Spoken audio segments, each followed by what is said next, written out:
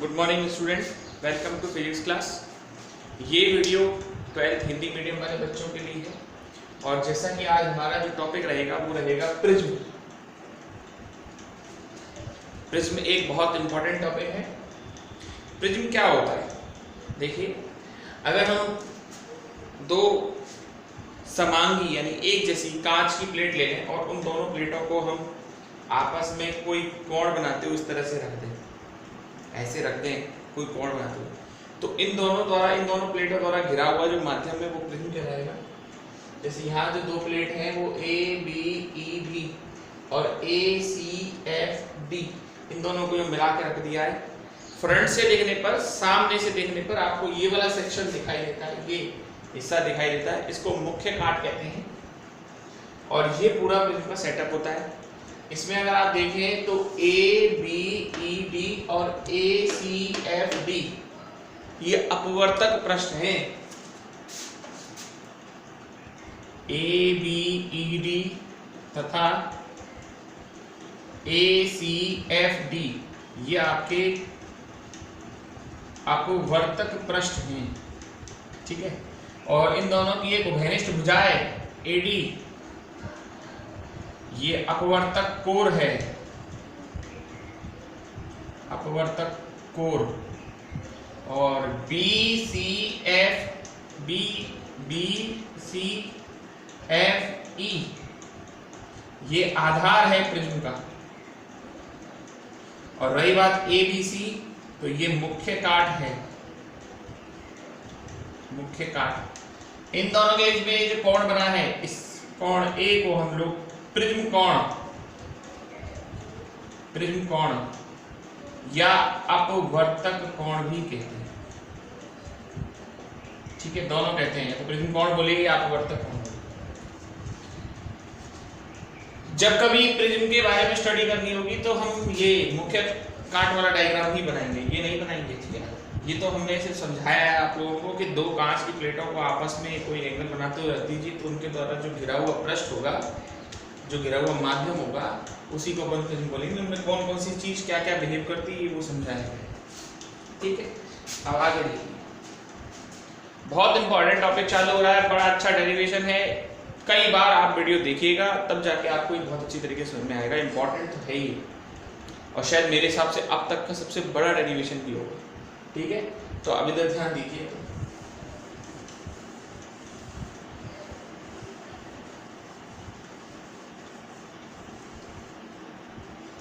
Topic का नाम है प्रिज्म द्वारा अपवर्तन।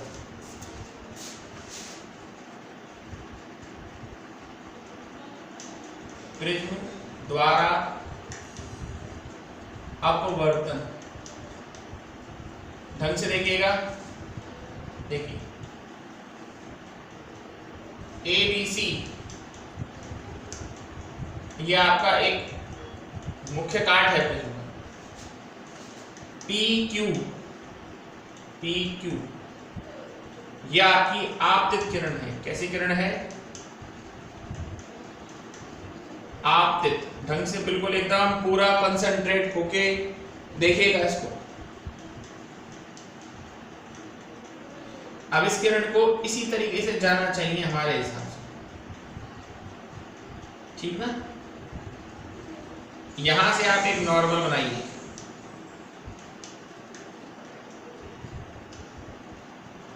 नॉर्मल ये वाला कोण पूरा 90 डिग्री हो गया। देख लीजिए, नॉर्मल 90 डिग्री होता है, ये भी 90 डिग्री, ये भी 90 डिग्री, ये भी 90 डिग्री, ये भी 90 डिग्री।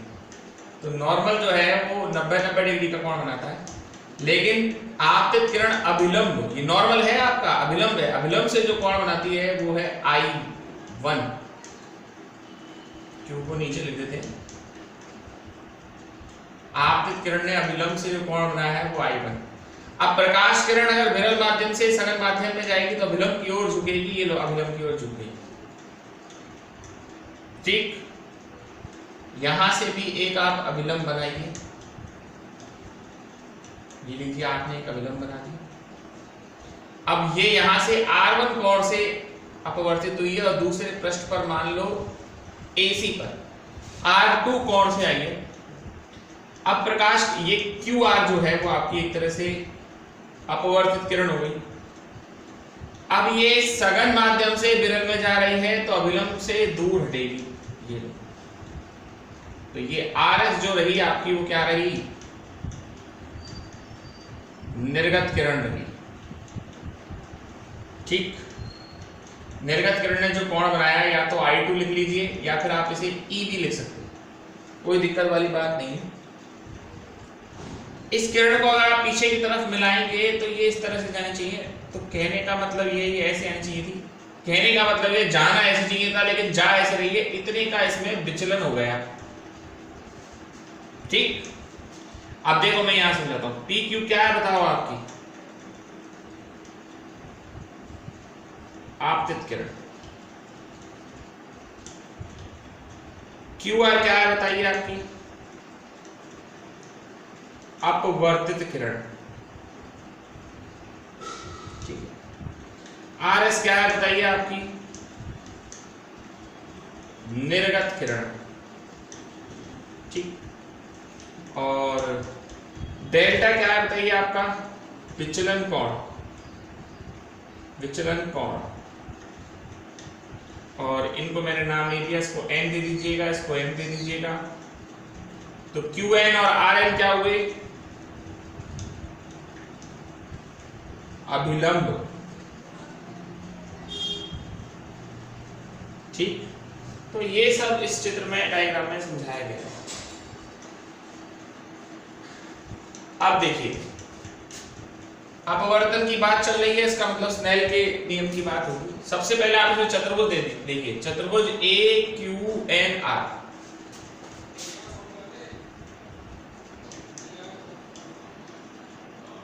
चतुर्भुज AQNR में, चतुर्भुज AQNR में चारों कोणों का योग कितना होता है, 360 डिग्री। कोण A प्लस कोण AQN प्लस कोण QNR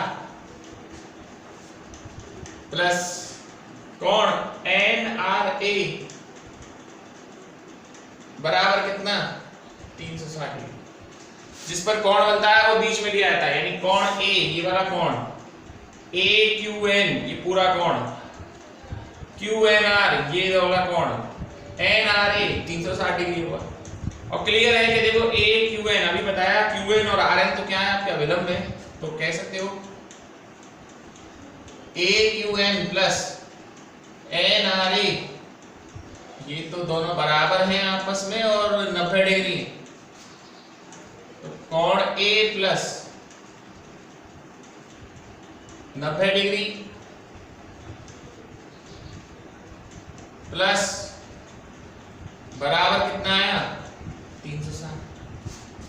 तो कोण A प्लस कोण QNR बराबर 180 डिग्री।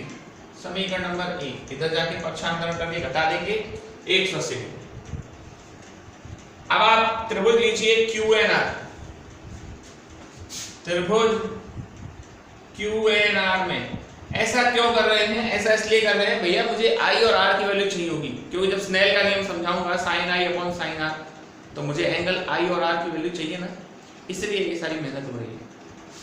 तो QNR में देखेंगे कोण R1 प्लस कोण QNR प्लस कोण R2 बराबर कितना, 180 डिग्री।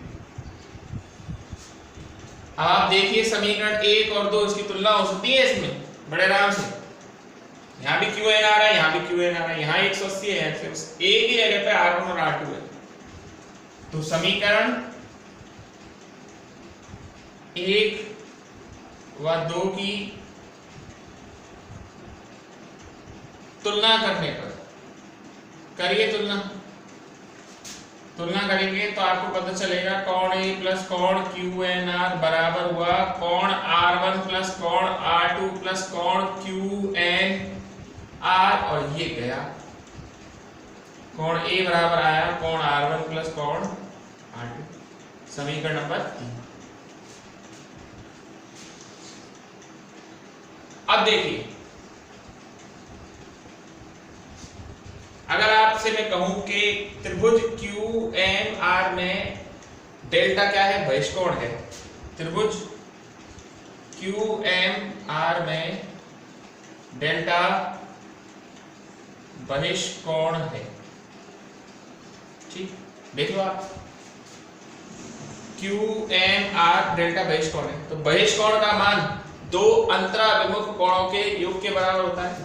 तो डेल्टा बराबर क्या होगा, MQR ये वाला कोण और MRQ ये वाला कोण, इन दोनों कोणों के योग के बराबर होगा। तो MQR प्लस MRQ, तो MQR की वैल्यू कैसे निकलेगी, ध्यान से देखिए, ये I1 है तो ये पूरा I1 होगा शीर्ष अभिमुख कोणों की वजह से, ये I1 है, ये पूरा I1 होगा, जिसमें से ये हिस्सा R1 है, तो ये वाला हिस्सा होगा I1 माइनस R1। बिल्कुल उसी तरीके से ये आपने I2 लिया है, ये R2 है, ये E भी मिल सकता है आपको, कोई परेशानी वाली बात नहीं है। तो ये वाला कोण कितना होगा, I2 माइनस R2, इसको I2 भी लिख सकते हैं, E भी लिख सकते हैं, E का मतलब इमर्जेंट होता है। तो MQR समझ में आ गया ना, ये I1 है, ये पूरा शीर्ष अभिमुख I1 होगा, जिसमें से ये हिस्सा काट लिया गया है R1, तो बचा कुचा होगा I1 माइनस R1। ऐसे ये हिस्सा I2 है, ये R2 ले लिया तो बचा हुआ होगा I2 माइनस R2। तो MQR की जगह आएगा, बताओ आपका I1 माइनस R1 और यहाँ I2 माइनस R2। तो डेल्टा बराबर R1 प्लस I2 एक side minus R1 plus R2 एक साइड, ब्रैकेट। समीकरण नंबर 4। और देखिए आप बता चुके हैं एंगल ये R1 R2 के बराबर है, तो आप चाहें तो 3 से 4 में मान रख सकते हैं। समीकरण 3 से 4 में मान रखते हैं।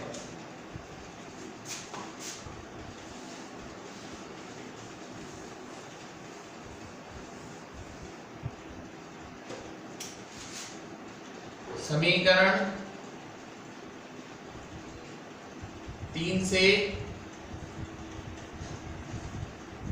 समीकरण 4 में मान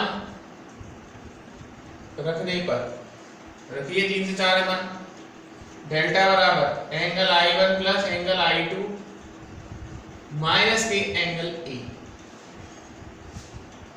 समीकरण नंबर आपका हो गया 5। अब होता क्या है कि अलग अलग आपतन कोण के लिए, मतलब ये जो I1 है डिफरेंट लेते हैं, जैसे कभी 30 डिग्री ले लिया, कभी 35 डिग्री ले लिया, कभी 40 ले लिया। तो अलग अलग आपतन कोण पर विचलन कोण के मध्य ग्राफ यानी वक्र बनाते हैं। तो ये प्रयोग द्वारा होता है, प्रयोग करते हैं इसमें, तो डिफरेंट इंसिडेंट एंगल पर विभिन्न आपके आपतन कोण पर विचलन कोण प्राप्त करते हैं इस तरह से, और उसके बीच में ग्राफ बनाते हैं इस तरह। ये है आपका आपतन कोण, ठीक है, और ये रहा आपका, ये प्रैक्टिकल करना है आप लोगों को, ये प्रिज्म वाला बिल्कुल अलग अलग। तो ये ग्राफ इस तरह का मिलता है। ये क्या बता रहा है, ये बता रहा है कि जब शुरुआत में आपने आपतन कोण की वैल्यू बढ़ाई ना, तो विचलन कोण का मान कम होता है। एक ऐसी वैल्यू आ गई जहां पर विचलन कोण का मान तो बहुत कम हो गया, मिनिमम हो गया, डेल्टा m। इस कंडीशन में जब आपने नापा ना, तो I1 और I2 दोनों बराबर थे, इसको बोलते हैं न्यून। उसके बाद अगर आपतन कोण बढ़ाया तो फिर डेल्टा की वैल्यू बढ़ गई। हमको क्या करना होगा, हम आपको डिफरेंट इंसिडेंट एंगल देंगे, विभिन्न आपतन कोणों पर विचलन कोण के मान ज्ञात कीजिए, कम से कम 6-7 आपतन कोण देंगे। तो जब आप ग्राफ बनाएंगे 6-7 आपतन कोणों के लिए, आपतन कोण के लिए, विचलन कोण के लिए, तो इस चित्र के हिसाब से बनेगा। इससे क्लियर हो रहा है कि शुरुआत में जब आपने आपतन कोण का मान बढ़ाया, विचलन कोण का मान कम होता जाएगा, एक निश्चित आपतन कोण पर विचलन कोण का मान न्यूनतम हो जाएगा। इसके पश्चात अगर आपने आपतन कोण बढ़ाया तो विचलन कोण का मान बढ़ता जाएगा, ठीक है। तो इसे न्यूनतम विचलन की अवस्था कहते हैं। क्या कहते हैं इसको अपन, न्यूनतम मिनिमम डेविएशन, विचलन की अवस्था, न्यूनतम विचलन की अवस्था में डेल्टा बराबर तो तुम्हारा डेल्टा एम हो गया और I1 बराबर हो जाएगा I1 और R1 बराबर R1। ये होता है। आप कहेंगे सर हमें कैसे पता चलेगा? भाई साहब जब आप बनाओगे ना तो जब एंगल नापोगे तो समान आएंगे, ये देख लेना आप लोग। और इसको I के बराबर ले लो, इसको R के बराबर ले लो और अब इन मानों को रखो समीकरण 3 में और 4 में। तो समीकरण 3 में, पहले समीकरण 3 से उसमें था एंगल A बराबर R1 प्लस R2, तो angle R plus angle R, angle A बराबर 2 एंगल R हो जाएगा और एंगल R बराबर हो जाएगा एंगल A बाई 2। एक तो ये है और उसमें रखो अब समीकरण नंबर ऊपर है आपके सामने 5 से रखिए।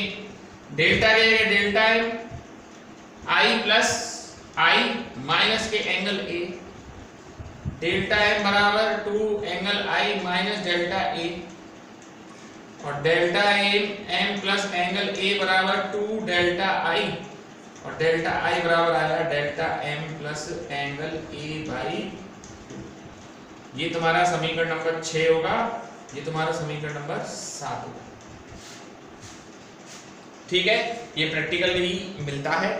ठीक है, तो ये 6 और 7 आ गए। आपको मैंने कहा था प्रिज्म द्वारा अपवर्तन सिद्ध करना है, अपवर्तन ज्ञात करना है, तो स्नेल का नियम लगेगा। तो देखिए स्नेल के नियम से